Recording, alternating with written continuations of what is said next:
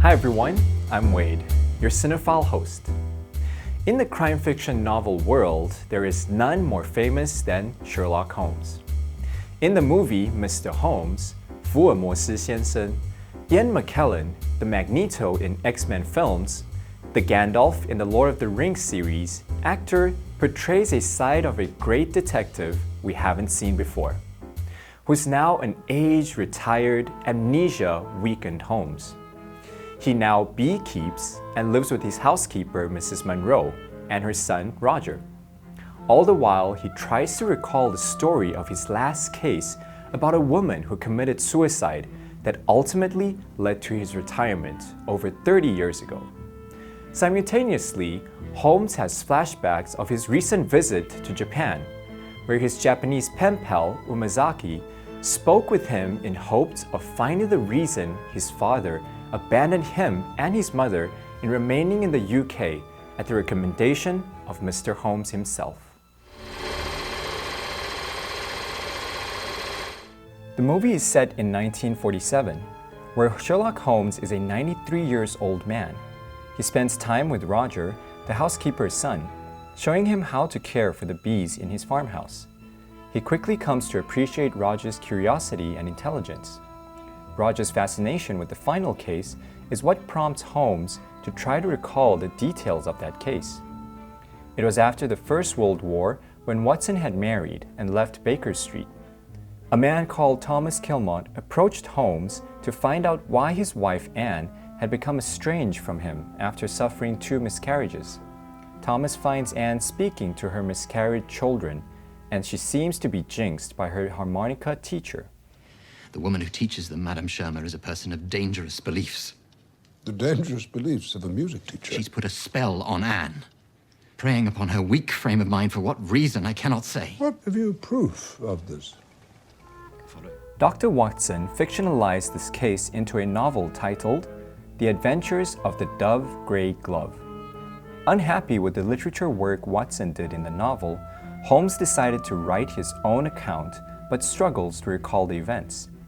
Holmes is told through his pen pal Umezaki that there's a prickly ash plant in Japan that may help improve his memory and invites him to visit.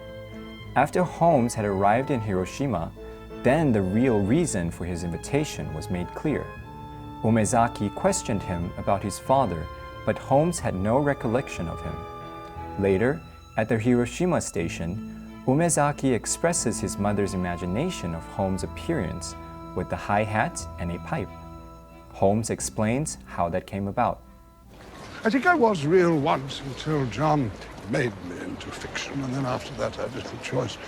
Play the part as he'd fashioned it, or become its contradiction. I'm actually quite fond of a pipe, but to smoke it, especially in public, after it became so well known, a prop, seemed vulgar. So, back to the present time, where Holmes is recounting the details of his last case. He remembers that he followed Anne around London and observed her behavior that seemed to suggest she is plotting to murder her husband. As she forges checks in her husband's name and cashes them, confirming his will, paying a man, checking train schedules, and buying poison, all pointed to that very suspicion. Have you used this before? No, I haven't. It is highly poisonous. A drop will more than suffice. Thank you. However, Holmes deduced her real intentions.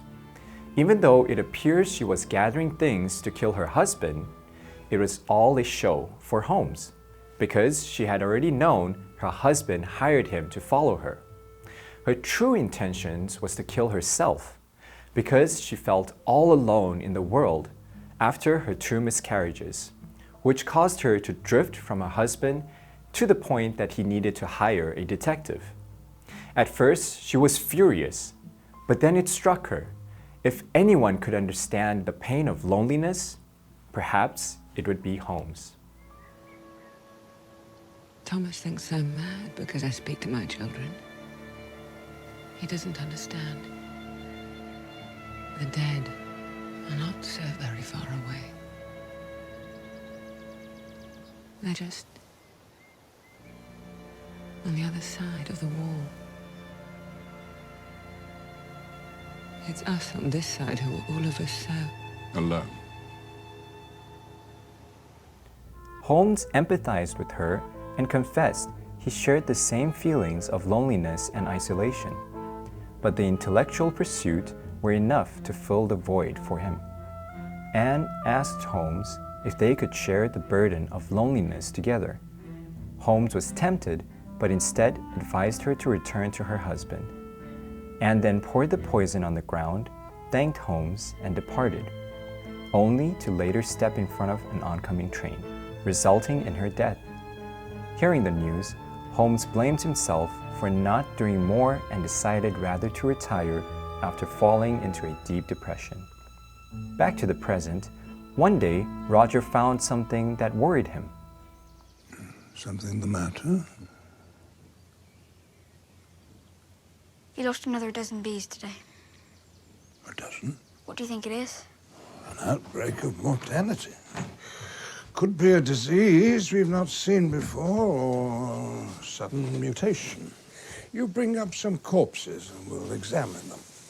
Yes, sir. Later, Holmes discovers Rogers lying unconscious in the garden, covered in insect stings. Rogers is rushed to the hospital. Distraught Mrs. Monroe accuses Holmes of caring for nothing but himself and his bees, and douses the aspiary in paraffin. Holmes stops her, having realized that the culprit were not bees but wasps. He deduced that Roger had found their nest nearby and tried to drown them to protect the bees, but they swarmed on him instead. Fortunately, Rogers did recover from this. In the end, Holmes realized the power of his story and the hope it can bring. So, he writes his first fictional letter to Omazaki, telling him a story about his father who nobly decided to sacrifice his life in Japan to work for the British Empire. He wishes to work for the Crown. I'm here to be tested, Mr. Holmes. I very much want to be of use.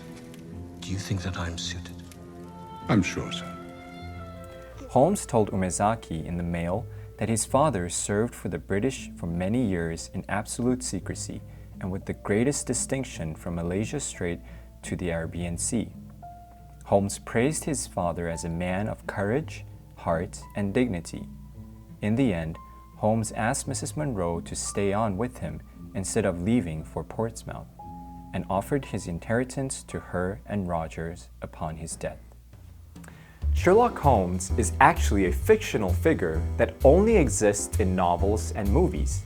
Yet hundreds of thousands of tourists visit Baker Street, London, to get a little experience of Sherlock Holmes' world. All thanks to Sir Arthur Conan Doyle, who came up with the Sherlock Holmes character.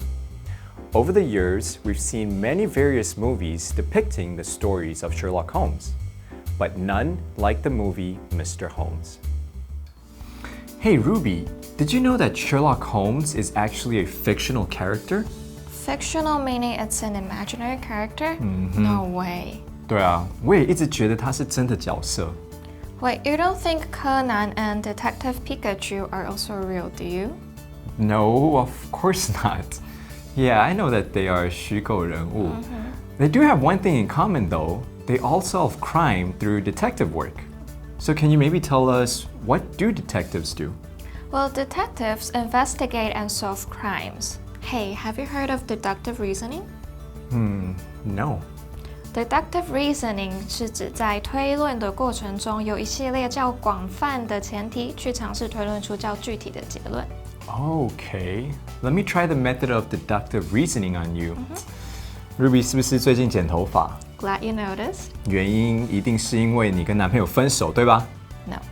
好，那是不是因为每次我们拍摄你头发弄太久，所以你 feel bad 去剪头发？ No, I'm just getting ready for the heat. 哦，好吧。I guess I'll practice more on my deductive reasoning. You should. Well, for now, I am Wade. I'm Ruby. I hope you've learned something useful in this episode of Cinephile as I did. You can find more on the FUNDAY website. Let's make every day a fun day. Day. She says there's a couple in Portsmouth opening a hotel there. Need a housekeeper. Why would we want to live in Portsmouth? Want to stay here forever. Why not? Because we can't. What's in Portsmouth? This couple are opening a hotel there. You said that. You'll leave the table when you're finished and not before. I'm not finished.